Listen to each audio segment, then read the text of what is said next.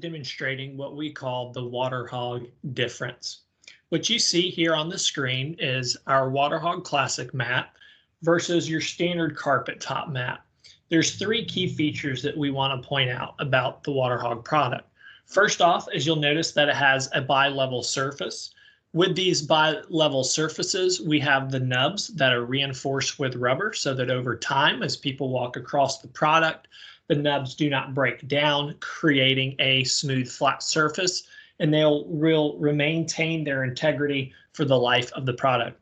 Secondly, is that we also have a nice, what we call water dam border. So when moisture gets onto the mat, it gets trapped within these channels so that it doesn't flow off of the product onto the floor, and it does not create a slip and fall issue.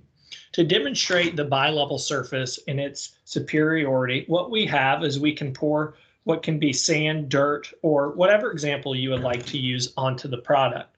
Now, as you notice that it piles up, and obviously to represent footsteps, we can rub our hand over the top of the product and we can see how all of the sand settles down on the lower level surface and onto the bottom level of the mat. And it doesn't sit directly on top, so that as folks walk over the product, it doesn't stick onto their shoes and then they don't track it inside of the facility.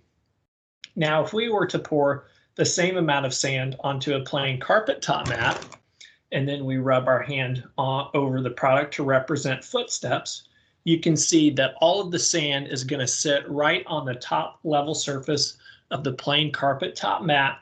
So as people walk over the top of this product, they are going to get it trapped onto the bottom of their shoes, and they're going to track it inside the facility.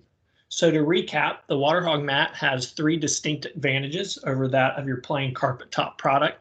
Number one, the bi-level surface. Number two, the nubs that are reinforced with rubber to create the bi-level surface. And then lastly, number three is the water dam border to be able to capture moisture on the product, keep it there, and help prevent against any slip and falls.